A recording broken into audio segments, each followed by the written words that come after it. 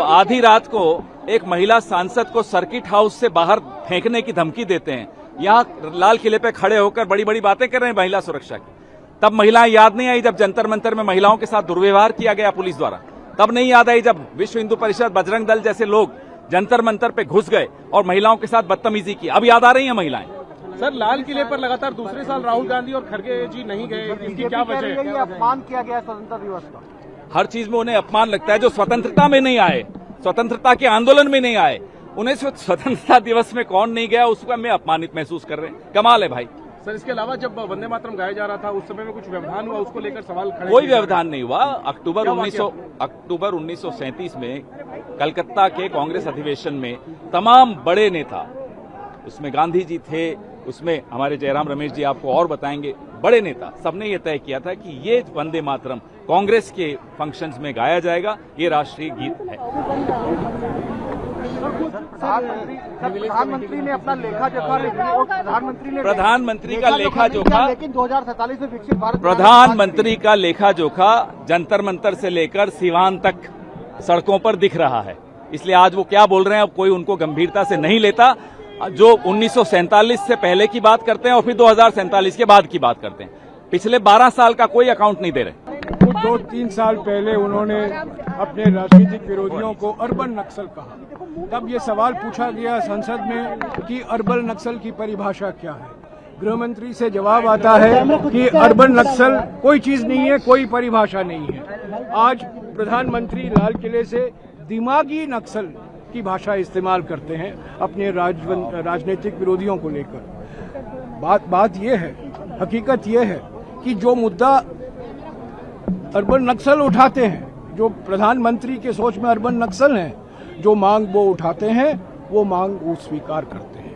Caste census को लेकर उन्होंने कहा था 2 साल पहले कि यह अर्बन नक्सल सोच है, पर ठीक 1 साल पहले उन्होंने घोषणा की कि मोदी सरकार कास्ट सेंसस कराएगी, जनगणना कराएगी, जाति आधारित जनगणना कराएगी। तो पहले गाली दो, अर्बन नक्सल कहो, दिमागी नक्सल कहो, और बाद में जो वो लोग कह रहे हैं अपने राजनीतिक विरोधी, उनको अपनाओ, उनको उनके जो सोच है, उनके जो सलाह है, उनकी जो मांगे हैं, उसको पूरी करो। ये पूरे राजनीतिक भाषण में आज 12 साल के बाद कुछ नई बात नहीं कही। वही बात, वही राग, वही जो दावा करते थे पहले से, वही दावा उन्होंने दोहराया। प्रधानमंत्री जी नक्सलवाद इस देश में था, है, आतंकवाद रहा है भी, आज भी घटना है। जिस लाल किले से प्रधानमंत्री जी भाषण दे रहे हैं ना, उसी लाल किले के बाहर ब्लास्ट हुआ है, इन्हीं की सरकार में हुआ है। 50 लोगों के, माफी चाहूंगी, अंगों के, शरीर के टुकड़े छतों पर मिले हैं। पता लगा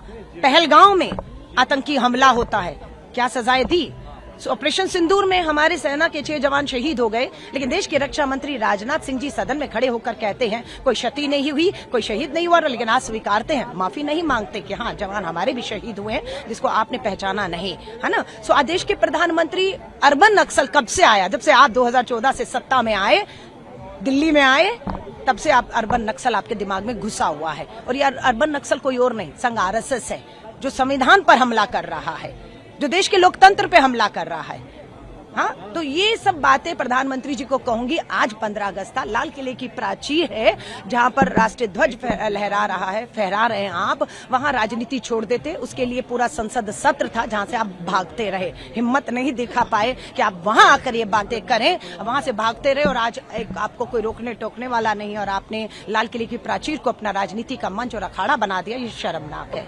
आप एक महिला भी हैं, नेत्री हैं, वो महिला सांसद महुआ मोइत्रा, उनकी वीडियो सामने आई, किस तरीके से किया, और तमाम विपक्ष का सवाल उठा रहा है कि आखिरकार ये बंगाल में। यही तो कह रहे हैं, ये अर्बन नक्सल कहें, संघ नक्सल का नक्सलवाद कहें, भाजपा की जो सत्ता का नक्सलवाद करे कि एक महिला जो है उससे इतने दहशत में आ गए कि चुनी हुई जनप्रतिनिधि महिला से कभी अंडे, कभी फेंकवाते, कभी पत्थर फेंकवाते हैं, और वो उन्हें चुनौती देती है। और आज उस एक सांसद को, आज के दिन एक महिला सांसद को आप बंदी बनाकर रख लेते हैं। यही कहते हैं कि यहाँ लोकतंत्र की हत्या हो रही है और यहाँ पर संविधान के अधिकारों की हत्या हो रही है, और वो हत्या कोई और नहीं, भाजपा संघ की विचारधारा जो सत्ता में, शासन में है, राज में, वो कर रही है।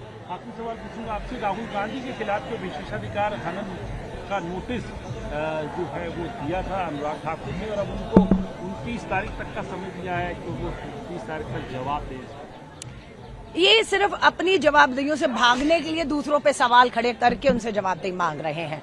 हाँ, जितने मर्जी अवमानना के नोटिस भेज दीजिए, मुकदमे मानहानि के अदालतों में डाल दीजिए, ईडी सीबीआई इनकम टैक्स को पीछे भेज दीजिए, अपनी पुलिस से राहुल गांधी जी पर हमला कराकर उनको लहूलुहान, वो रुकने वाले नहीं है, वो डरने वाले नहीं है और वो चौड़े होकर इनका सामना कर रहे हैं। शर्मनाक नहीं है प्रधानमंत्री जी की संसद के परिसर में 56 इंच का छोटा बंदर ये नारे हो रहे हैं और आपको भी पता वो किसके लिए हो रहे हैं। ये होना प्रधानमंत्री जी पद को शोभा नहीं देता। बात करिए लोकतंत्र में ताकि ये सब ना हो।